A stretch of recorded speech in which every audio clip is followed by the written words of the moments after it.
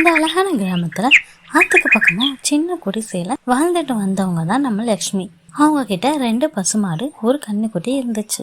பசுமாட்டில் இருந்து கிடைக்கிற பாலை பக்கத்தில் இருக்க ஊரில் ஊற்றி அதில் கிடைக்கிற வருமானம் மூலமாக தன்னோட வாழ்க்கையை வாழ்ந்துட்டு வந்தாங்க.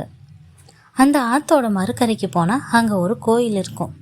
இங்கே பாருமா லக்ஷ்மி, நீ தான் எல்லா ஊருக்கும் போய் பால் ஊத்துறையில, நம்ம கோயிலுக்கு தினமும் அபிஷேகத்துக்கு பால் தேவைப்படுது, இங்கேயும் வந்து பால் கொடுத்துட்டு போறியாம்மா அப்படின்னு கோயில் பூசாரி லக்ஷ்மி கிட்ட கேட்டார்.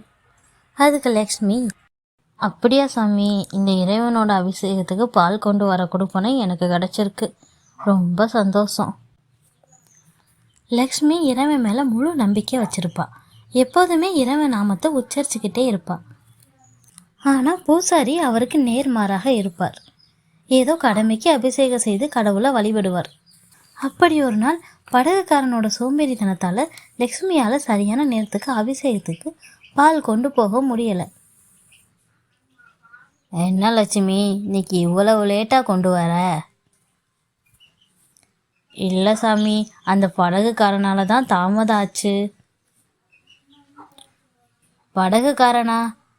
அவன் இல்லைன்னா என்ன, நீ தான் எப்பவுமே இறைவ நாமத்தை சொல்லிக்கிட்டே இருக்கியே, அப்படியே சொல்லிக்கிட்டே தண்ணீர் நடந்து வர வேண்டியதானே அப்படின்னு சொல்லி பூசாரி சிரித்தார். லக்ஷ்மி வெகுளியானவள், யார் என்ன சொன்னாலும் அப்படியே ஏற்றுக்கொள்வார். இப்படியே நாட்கள் சென்றன. அன்று ஆற்றில் வெள்ளம் பெருக்கெடுத்து ஓடியது. லக்ஷ்மி வரமாட்டாள் என நினைத்தார் பூசாரி. ஆனால் லக்ஷ்மி வழக்கம் போல் அங்கு பால் கொண்டு வந்தாள். பூசாரிக்கு ஆச்சரியம். ஆத்துல வெள்ளம் போய்கிட்டு இருக்கு, நீ மட்டும் எப்படி லக்ஷ்மி வந்த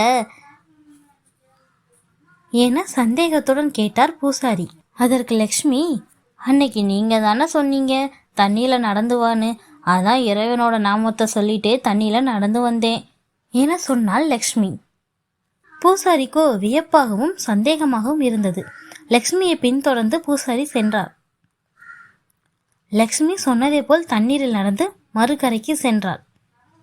தானும் அவ்வாறு போக வேண்டும் என நினைத்து தண்ணீரில் இறங்கிய பூசாரி வெள்ளத்தில் மூழ்கி ஆற்றோடு ஆற்றாக அழைத்துச் செல்லப்பட்டார். கதையின் நீதி: இறைவன் மேல் முழு நம்பிக்கை வைத்து எச்செயலை செய்தாலும் அது வெற்றிதான். நன்றி. Please subscribe my channel. Thank you.